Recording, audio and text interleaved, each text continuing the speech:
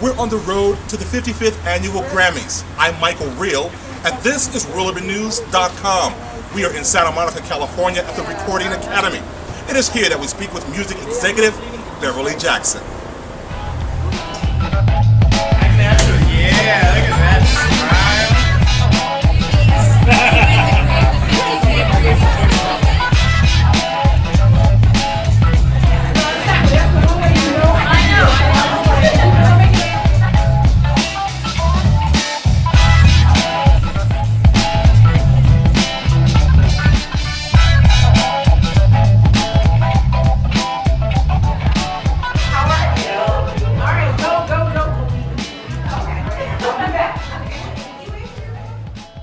Beverly Jackson, thank you for being with RealUrbanNews.com. Thank you, Michael. Thank you for having me. Beverly, you have a huge responsibility with the Recording Academy, the Grammys. What exactly do you do? That's a big question. I do a lot in a lot of hours, and sometimes I ask myself that very same question. I have three very distinct roles here at the Academy. I'm the Senior Director of Marketing, Strategic Digital Alliances, and Social Media. And basically the way that breaks down is I have a traditional marketing job where I am in fact the Director of Marketing. I work to extend the brand's footprint. I work to create marketing plans and to execute marketing plans, promotional plans. And then I develop relationships with our partners or with potential partners, and not just, it started off as just with marketing partners and people who would pay us a fee in exchange for access to marks and logos and activation programs like some of the stuff you're going to see tonight.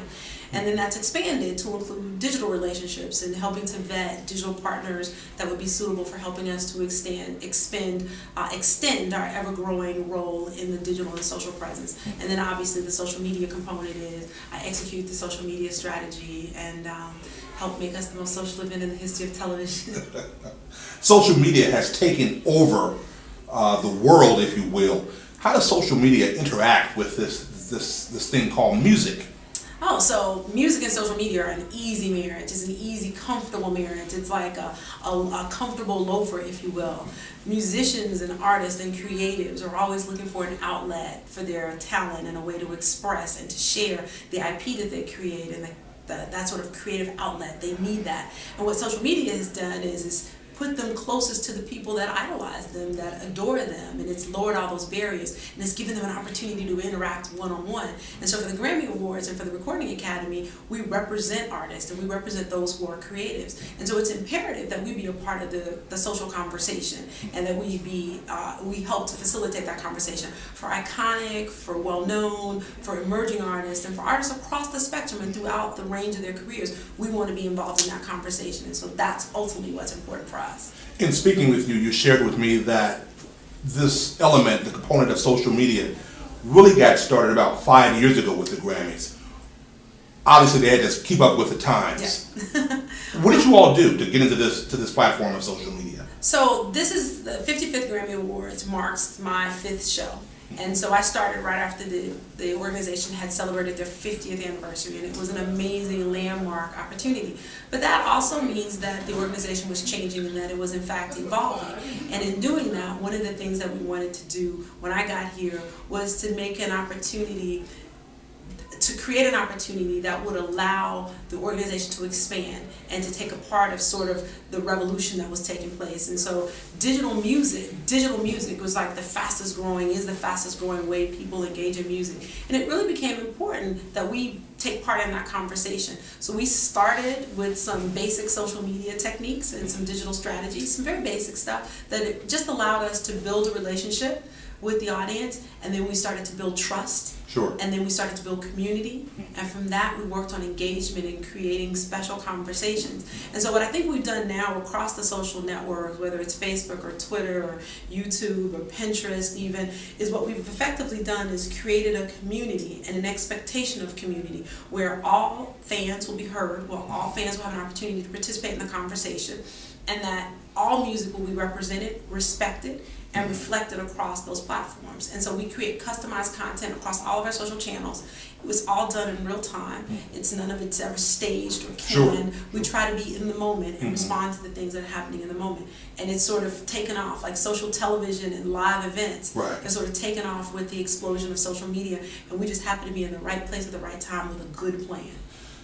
A few years ago, we all but thought the music industry was deceased in terms Rest of in peace. yeah, rest in peace. In terms of getting out there and signing artists and pushing artists, we knew record companies were collapsing and folding into one another. The independent labels were beginning to spring up. But this medium, this platform, this social media has revived the music industry. Absolutely. The thing that's so exciting about what's happening right now in the industry, just in even some of the nominees of who you see that are being nominated this year for consideration, I think the thing that you're seeing is that there's a whole breadth and depth of new artists and creative and music that's out there. And social media, mobile engagement, and these amazing platforms and these abilities to share content in real time have created opportunities for artists and creatives in a way that hasn't ever existed before. You don't have to go through the radio station if you don't want to. You can post in real time. You can create your own blog. You can share your music in real time. You can create campaigns to crowdsource funding for your videos, for your tour. You can use your geo networks, your social media platforms that work on geo networks. You can use those to drive people to come and see your live tours. So social media has not only breathed life into the music industry. I think what it has done is it's provided it a much needed mainstay and a lifeline that has now become a critical blood source for it. How did you get here? I was walking down the street, took a little bus. No. This is kind of, interestingly for me, I always think about things in my career as it was where it's supposed to be, and I'm where I'm supposed to be when I'm supposed to be there. It doesn't mean I'll always be there, and it doesn't mean that it's the place for me forever. But in reality, when I got here 4.5 years ago, it was the right place for me to be. And I've worked a little bit in branding and in music, and I've worked most importantly in sort of digital and social and sort of the beginning and the early stages of that industry in the beginning. And for me, this was sort of the next step. It just made sense. I came in and they asked me to sell sponsorships.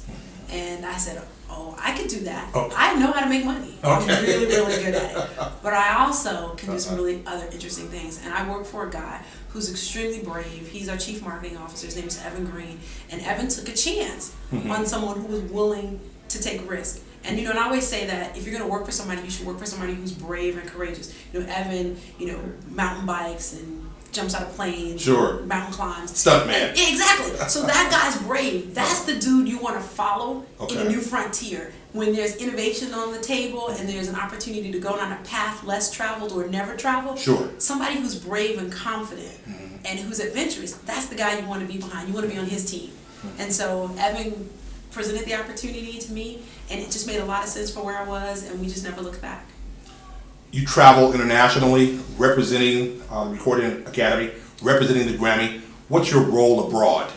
So my role abroad is to tell the Grammy story, but my role anywhere. So at every opportunity that someone wants to hear the Grammy story, I want to be able to tell that story. I think it's a very unique story and a very unique approach that we've taken to sort of digital and mobile and sort of just technology in general. And whether it's a Social Media Rockstar Summit or our community blogger program where we celebrate various music genres and we partner with people, or some of the Grammy Glam events we're doing tonight, whatever it is, I want to be able to tell that story to audiences, because people want to know how we got there. So when the news came out in February that we had beat the Super Bowl in terms of social mentions, people was like, what? Grammys? What?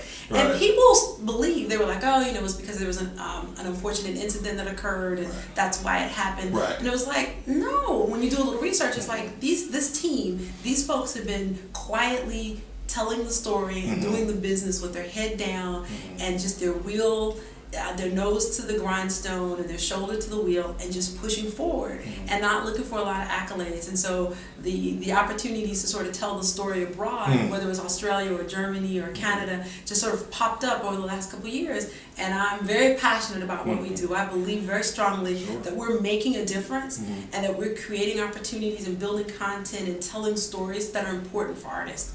What are we going to see tonight? So tonight is the premiere of a project that I've been working on for the last 2 years. I think that we should embrace transformation and change.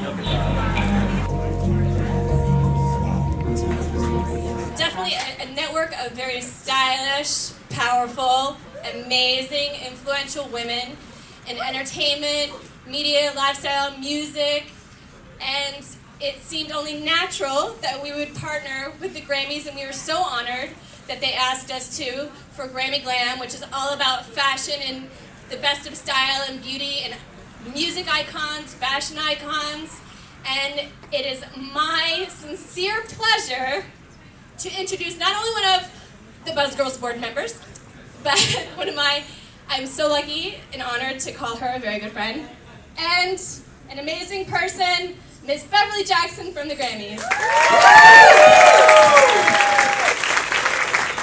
promised her a Grammy. That's how that works. So I promised her a Grammy, then she agrees to say nice things about me. Thank you guys so much for coming out.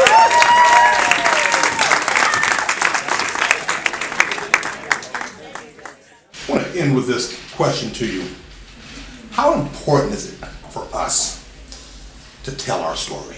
Oh, I get asked all the time. So I think what happens is people hear the Grammys and they hear social media and they hear senior director of marketing, and no one ever expects it to be me. And so when I show up, whether it's in braids or some coils or some bantu knots, people, or straight and colored, people never expect it to be me. But I guess I always say to young people is that why not me? Right.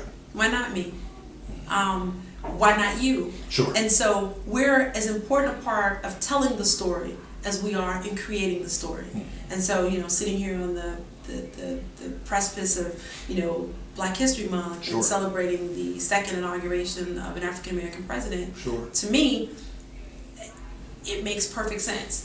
It's not unreasonable and it's not to be unexpected that this journey would take us all to this place. And I think we're just going to see more. And my job is to kick down doors and make sure they stay open for other people.